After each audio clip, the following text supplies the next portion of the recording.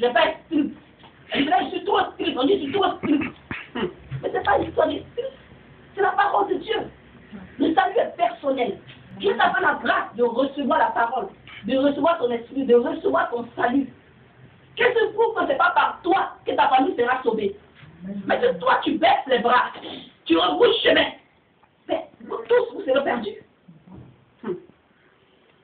Et Dieu va te demander de compte. Que tu sois petite ou grande, Dieu te demandera de compte. À partir de 7 ans, tout enfant va en jugement. Tu as 7 ans là, tu seras jugé. On va dire, non, comment il y a 7 ans, au lieu de te retrouver devant le Seigneur, je suis petite. Non. Tu as tous tes sens en place. Tu connais le mal, tu connais le bien. Tu seras jugé. Donc, nous tous sommes passés en jugement. Imaginons-nous si Dieu nous donne une mission. Et qu'à cause des attaques, à cause des sorciers, à cause des menaces, à cause de ce que le monde nous rejette, à cause de ce que tout le monde nous rejette, on rebouche et on baisse les bras. Ce sera en vain. La Bible déclare que nous sommes le sel de la terre. Si ce sel perd, ça sera jeté dehors et foulé aux pieds par le monde, par les hommes. Alléluia. Amen. Mais c'est ça.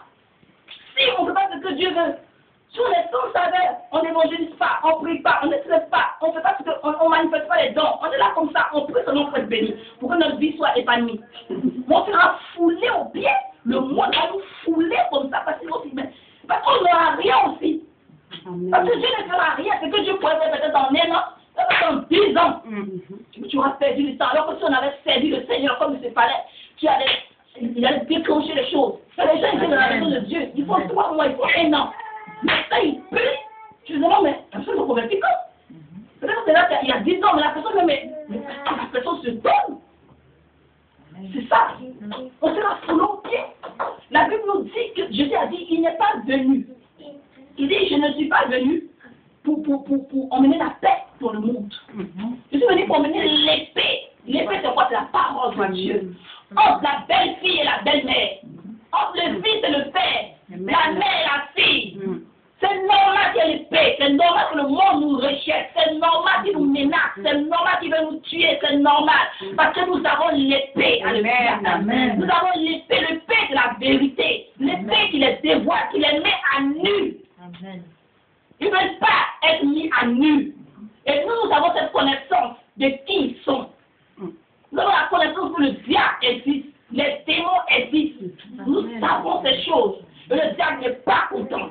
Parce que nous pouvons être une source de bénédiction pour le monde, pour les autres. Alléluia. Amen. Pour les nations. Alléluia. Amen. Et donc le diable emmène le découragement. Ma vie déclare que l'ennemi va leur dire, souvenez-vous de là où nous sommes quittés. Souvenez-vous de ce que Dieu a fait pour nous. Il nous a délivré à notre reprises. C'est pas ça qu'il ne peut pas faire. Alléluia. Amen. Gardez la foi. Eux-mêmes ont commencé à se prendre. Ils ont commencé à monter aussi des gardes pour se protéger. C'est bon ces choses. Je nous demande de tenir ferme. Alléluia. De prier aussi. Alléluia. De combattre. Alléluia. Amen. Quand tu restes le diable, il fuit. La Bible dit. Ils sont fuis. Alléluia. Amen. Ils ont résisté par la foi parce qu'ils savaient que le Dieu qui prie est le véritable. Amen. Est le puissant guerrier. La Bible déclare qu'ils ont fui. Nous allons aller trois dans l'opposition. Ils ne vont pas lâcher l'affaire. Néhémie 5. Ça vous dit que le diable ne veut pas que nous rentrons dans notre destinée. Il ne veut pas que nous soyons bénis. Il ne veut pas que nous soyons un témoignage pour ce monde. Néhémie 5. Chapitre 1. Verset 1 à 13.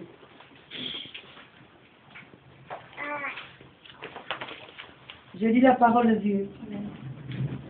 Il s'éleva de la part des gens du peuple et de leurs femmes de grandes plaintes contre leurs frères, les Juifs. Les uns disaient, nous, nos fils et nos filles, nous sommes nombreux. Qu'on nous donne du blé afin que nous mangions et que nous vivions. D'autres disaient, nous engageons nos champs, nos vignes et nos maisons pour avoir du blé pendant la famine. D'autres disaient, nous avons emprunté de l'argent sur nos champs et nos vignes pour le tribut du roi. Et pourtant notre chair est comme la chair de nos frères. Nos enfants sont comme leurs enfants. Et voici, nous soumettons à la servitude nos fils et nos filles. Et plusieurs de nos filles y sont déjà réduites. Nous sommes sans force, et nos champs et nos vignes sont à d'autres. Je fus très irrité lorsque j'entendis leurs plaintes et ces paroles-là. J'ai résolu de faire des réprimandes aux grands et aux magistrats, et je leur dis, quoi, vous prêtez à intérêt à vos frères? Et je rassemblai autour d'eux une grande foule, et je leur dis, nous avons racheté selon notre pouvoir nos frères les Juifs, vendus aux nations, et vous vendriez vous-même vos frères, et c'est à nous qu'ils seraient vendus. Ils se turent, ne trouvant rien à répondre. Puis j'ai dit, ce que vous faites n'est pas bien.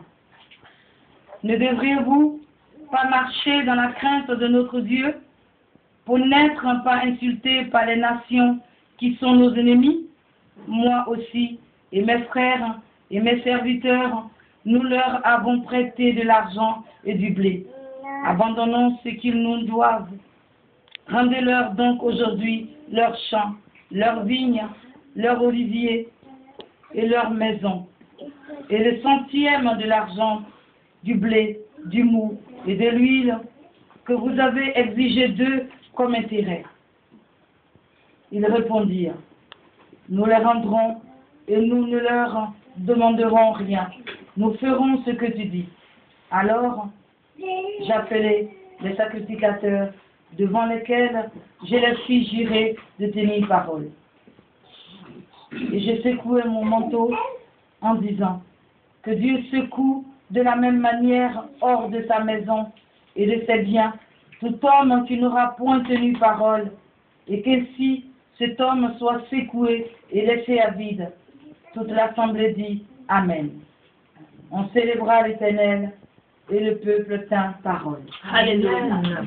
Amen. Amen. Quand Satan a essayé dehors, tu vas vouloir rentrer. Tu vas vouloir rentrer dans la maison, c'est mieux.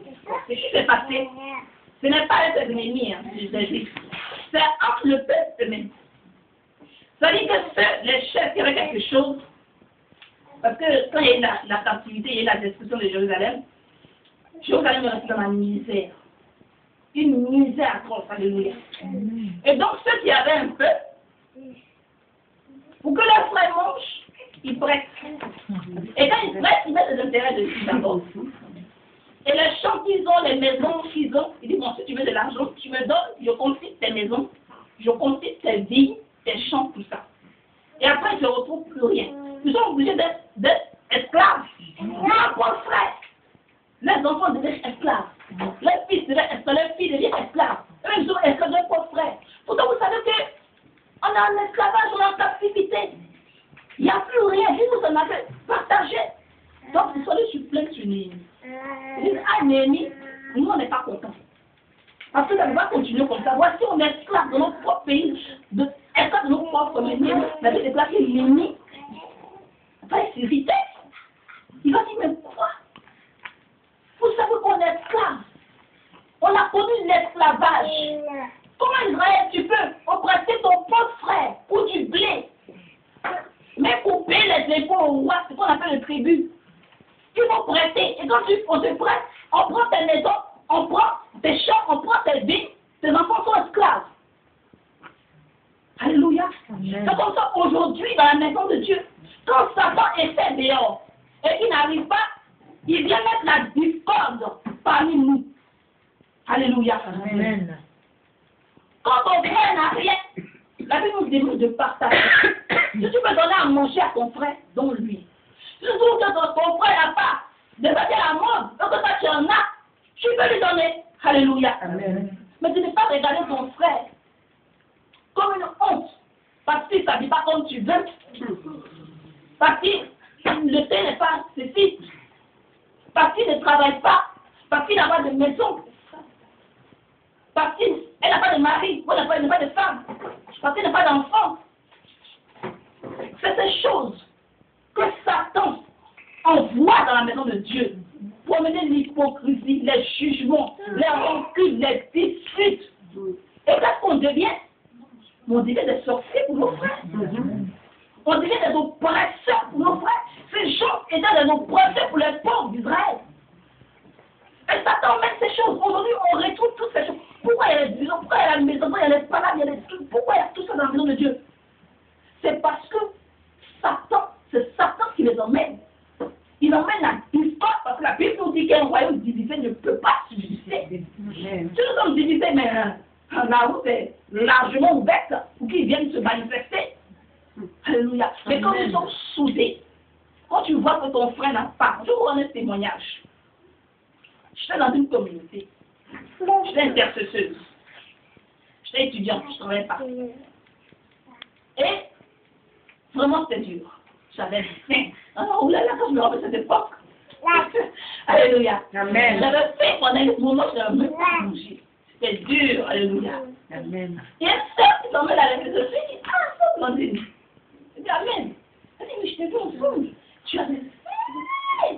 Tu cherchais à manger dans le fond. Je dis, ah bon? Elle dit, oui. Mais là où j'étais, elle dit que je rentrais le soir, je n'avais rien à manger. La seule travail, je pouvais aller me glisser 10 euros, même à rencontrer le son, je dis, moi je suis rentrée, hey, j'ai vu de l'eau. Alléluia. Amen. Dieu voulait qu'elle me bénisse. Amen. C'est pour que Dieu a montré. Je ne vais pas venir te dire, non, demande, non. C'est ta gagne. C'est ta petite, on te connaît nous tous. Tu sais que tu travailles parce qu'on faute. Alléluia. Amen. Tu travailles. Tu as vu, j'ai fait. Je sais pas, mais je sais pas. En tout cas, je peux afficher, mais je sais pas. En tout cas, elle n'a rien fait. Mais ça prouve qu'on s'en fout de ce que l'autre peut vivre. L'autre peut traverser. Ça nous intéresse. Si tu vois ta soeur d'un pas de lui dire que c'est vrai pour lui. Ouais. Chez toi à la maison, tu pries. Dis Seigneur, souviens-toi de Sonia. Souviens-toi du frère Claude. Souviens-toi de la maman. Souviens-toi de la soeur Audrey. Souviens-toi, je ne sais pas ce qu'elle vit. Parce que Dieu te montre quelque chose, tu pries. Tu intercèdes. Alléluia. Amen. C'est ce que Dieu veut que nous fassions. Que nous soyons unis. Le diable a voulu emmener la discorde. En fait, quand il y aura pas là, la muraille, les travaux vont s'arrêter. Parce qu'il n'y a pas là, il faut chasser. Alléluia. Amen. Et là, il a gagné. Et c'est comme ça. Il faut juger dans la main de Dieu. Soit on juge de la main dans la main de Dieu. Il y a plein. Et le comité vous se bat même comme ça. Mais ils se battent. On est chacun, ils se battent. C'est le diable qui remet toutes ces choses. Parce qu'on ne veille pas. Parce qu'on ne prie pas. Parce qu'on n'est pas là, on ne fait pas attention à la parole de Dieu. On ne prie pas, on ne médite pas, alléluia. On n'est pas disposé. Donc Satan, il cherche qui dévore. Il avait des classes, il est comme un lion rugissant. Il cherche, quand il est trop vivant. Alléluia. Amen. Amen. Amen. Et Néhémie a dit non. Ces choses ne doivent pas exister. Et heureusement, le peuple a compris. Alléluia. Amen. Ils ont compris, ils ont dit vraiment, c'est vrai, nous on était esclaves. Et comment on peut rendre esclaves nos propres frères? Pourtant, nous on connaît ce que c'est l'esclavage. Et ils se sont retirés de ces choses. Même ce qu'ils avaient prêté, ils ont dit gardez tout. Amen. Et la muraille a fait une partie. Alléluia. Amen. Ils n'ont pas pu interrompre, le diable n'a pas pu interrompre la construction de la muraille. Amen. Amen. Ils vont revenir encore. C'est pas fini. Alléluia. Néhémie dit ça. Ils ne vont pas lâcher la tête. Et c'est comme ça, le diable ne nous lâchera pas jusqu'à ce que Christ revienne. Ça vous dit que c'est toute une vie, c'est une marche. Elle dit que jusqu'à ce que l'enlèvement se fasse, il va nous empêcher de servir le Seigneur. Il va nous empêcher de servir le Seigneur. Alléluia. Il va nous empêcher. Par tous les moyens possibles, il va les utiliser. Et elle nous dit, en Néhémie, il va utiliser la ruse. C'est le plus dangereux des oppositions. Alléluia. Amen. Amen. Verset 1. Lis seulement, je vais finir. Je lis la parole de Dieu. Je n'avais pas encore posé les battants des portes lorsque Sanballat, Tobija, Geshem, l'Arabe et nos autres ennemis apprirent que j'avais rebâti la muraille et qu'il n'y restait